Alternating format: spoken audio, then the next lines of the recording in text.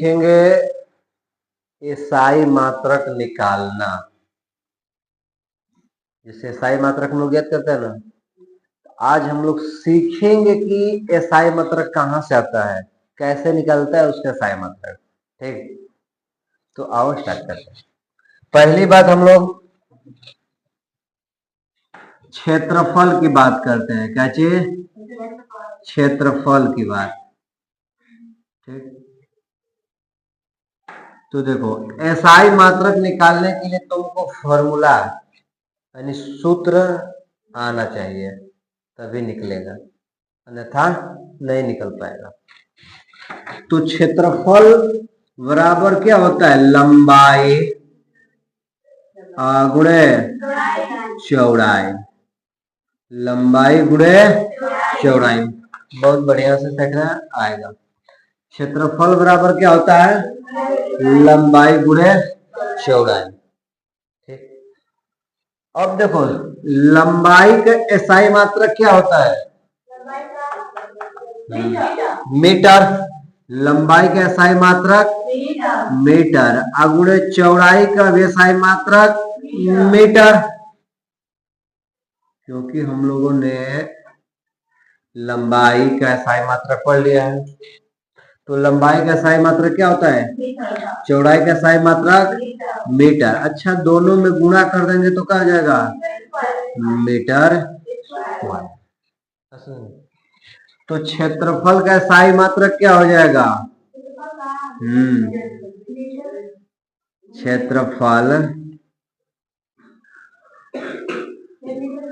क्षेत्रफल का एसआई मात्रक क्या हो जाएगा? Metre square. आगे निकलते समझना। दूसरा क्या चलते हैं? आयतन। क्या चीज? आयतन। तो आयतन इक्वल टू क्या होता है? लंबाई गुणे चौड़ाई गुणे ऊंचाई। ठीक, तो इसमें भी वही काम करेंगे। ठीक, लंबाई का एसआई मात्रक मीटर, चौड़ाई का एसआई मात्रक मीटर और ऊंचाई का भी एसआई मात्रक मीटर। क्योंकि लंबाई चौड़ाई ऊंचाई एक प्रकार की दूरी है। और सुन, लंबाई चौड़ाई और ऊंचाई एक प्रकार की क्या है? दूरी है। तो अगर इस तीनों में हम लोग गुणा कर देंगे तो क्या हो जाएगा? Metre cube. यानी हम लोग लिख सकते हैं आयतन का, हाँ, आयतन का एसआई मात्रक, आयतन का एसआई मात्रक मीटर। हो गया। अच्छा, अब हम लोग चलते हैं आगे। क्षेत्रफल को हो गया, आयतन को हो गया। तीसरा नंबर पे हम लोग चलते हैं दाब। किसका एसआई मात्रक? दाब। दाब का एसआई मात्रक, दाब का एसआई मात्रक। ठीक, तो दाब का एसआई मात्रक क्या होगा? पहली बात समझ लेते हैं कि दाब होता क्या है। ठीक, तो प्रति एकांक क्षेत्रफल पे लगने वाले बल को दाब कहते हैं। तो दाब इक्वल टू, नहीं, दाब बराबर, हाँ, पहले फॉर्मूला लिखना है। क्या लिखना है? क्षेत्रफल एसआई मात्रक निकालने के लिए सबसे पहले उसका क्या फॉर्मूला आना चाहिए? तो दाब बराबर बल बटा में क्षेत्रफल। दाब बराबर बल बटा में क्षेत्रफल। अच्छा देखो, दाब ना, पहली बात हम समझते हैं कि दाब, दाब यानी प्रेशर। दाब मतलब प्रेशर। कहता है कि दाब इक्वल टू क्या होगा? तो बल बटा में क्षेत्रफल। अच्छा, यहाँ कुछ बातें समझ लेते हैं अभी। देखो, कह रहा है कि दाब बराबर बल बटा में क्षेत्रफल, यानी जितना क्षेत्रफल, ध्यान समझना, क्षेत्रफल जितना अधिक होगा, बात समझना, क्षेत्रफल जितना अधिक होगा बल उतना ही कम लगेगा। ठीक, क्षेत्रफल जितना अधिक होगा बल उतना ही कम लगेगा, और क्षेत्रफल जितना ही कम होगा तो बल उतना ही अधिक लगेगा। समझा? क्षेत्रफल यदि कम होगा तो बल अधिक लगेगा, और क्षेत्रफल यदि अधिक होगा तो बल कम लगेगा। ठीक, जैसे में मान लेते हैं कि हमारे पास क्या है, मार्कर है, तो मार्कर अगर हम इस पे रख रहे हैं तो हमारा क्षेत्रफल इतना छेक रहा है कि नहीं, इतना छेक रहा है। तो अगर हम लोग इस बोर्ड में इसको गाड़ने का कोशिश करेंगे तो ये गड़ जाएगा, नहीं गड़ेगा। लेकिन इसी की जगह पे अगर हम लोग किल्ली ले लें, कांटे, तो उसको गाड़ेंगे तो गड़ जाएगा। क्यों? क्योंकि उसका जो नोक होता है बहुत ही पतलीला होता है, एकदम पतला होता है नुकील ना, एकदम पतला होता है, तो क्षेत्रफल बहुत कम छेकता है वो, तो इसलिए वो जल्दी गड़ जाता है, उसको बल ज्यादा लगता है।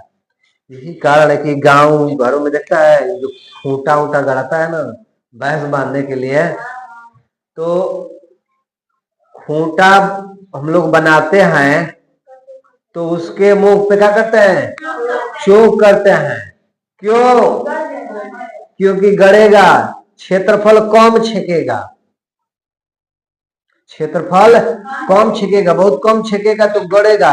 मतलब क्यों गड़ेगा? कि बल ओकरा पर ज्यादा लगेगा। अगर खूंटा बनाते वक्त अगर उसका मुंह को नुकीला न किया जाए, बड़ा रहने दिया जाए, तो खूब करा के खूब अगर गाड़ेंगे, खूब गाड़ेंगे तो गड़ेगा जल्दी? नहीं गड़ेगा, बहुते मेहनत लेगा गाड़ने में, वो बहुत ज्यादा मेहनत लेगा गाड़ने में, अर्थ में।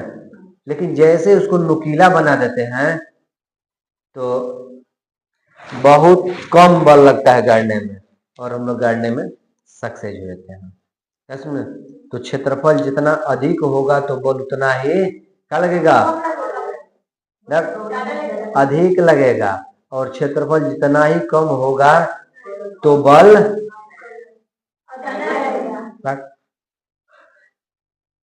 क्षेत्रफल को कम कर दिया जाए तो बल भी क्या होगा, ज्यादा हो जाएगा कि कम हो जाएगा, बल कम हो जाएगा।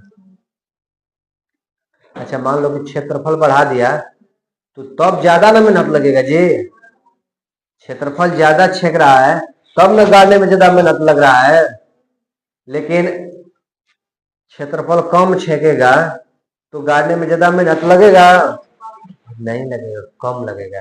यानी क्षेत्रफल कम तो बल भी कम, क्षेत्रफल अधिक तो बल भी अधिक लगेगा। समझ में? चलो, हम लोग सीख रहे थे क्या जी, एस आई मात्रक निकालना, ठीक ना। तो बात करते हैं, दाब बराबर बल बटा में, तो बल का SI मात्रक न्यूटन, बल का SI मात्रक न्यूटन होता है, न्यूटन मीटर स्क्वायर नहीं, बल का SI मात्रक न्यूटन। क्षेत्रफल का SI मात्रक, क्षेत्रफल का SI मात्रक मीटर स्क्वायर। तो इसको हम लोग क्या लिख सकते हैं, न्यूटन पर मीटर स्क्वायर। हो गया कि नहीं हो गया? दाब का SI मात्रक न्यूटन पर मीटर स्क्वायर, दाब का SI मात्रक। और एक होता है, क्योंकि इसको पास्कल ने दिया था इसलिए इसका बल का SI मात्रक एक होता है पास्कल, क्या होता है, पास्कल। बल का SI मात्रक, दाब का SI मात्रक पास्कल। अब देखो, इस न्यूटन मीटर को ऐसे न लिख करके, ठीक है, इसको ऐसे भी लिखते हैं, न्यूटन टन पर मीटर स्क्वायर, दोनों तरह से, क्योंकि जो प्रति बट्टा का चिन्ह है वो ऊपर जाएगा तो माइनस में हो जाएगा, यहाँ है ना जो, तो ऊपर जाएगा तो क्या चीज में हो जाएगा, माइनस में हो जाएगा। तो दाब का SI मात्रक, सबसे पहले क्या जरूरी है SI मात्रक करने के लिए, फॉर्मूला। क्या जरूरी है, फॉर्मूला। फॉर्मूला लिखेंगे उसके बाद निकालेंगे। तो आया समझ में निकालना है। अच्छा वो और देख लेते हैं, घनत्व, कैसे, घनत्व। चौथा देख लेते हैं घनत्व। तो घनत्व बराबर क्या होता है, द्रव्यमान, तो इसीलिए कहा गया है कि 8 में पढ़ो, ठीक ना, जो 8 में पढ़ा है उसके लिए आसान होता है। घनत्व बराबर द्रव्यमान बटा में पैटर्न। तो घनत्व का SI मात्रक कैसे निकालेंगे, सबसे पहले द्रव्यमान का SI मात्रक, तो द्रव्यमान का SI मात्रक केजी, केजी ना, किलोग्राम, और बटा में आयतन का मीटर क्यूब, यानी हम लोग क्या कहेंगे, केजी पर मीटर क्यूब। ऐसे SI मात्रक है। इसको हम लोग या क्या लिख सकते हैं, केजी माइनस का जी, इसको भी हम लोग पढ़ेंगे केजी पर मीटर क्यूब, इसको भी पढ़ेंगे केजी पर मीटर क्यूब। तो आया समझ में, SI मात्रक निकालना है ना, उतार लेना है। तो SI मात्रक निकालने के लिए सबसे पहले क्या चीज जरूरी है, फॉर्मूला।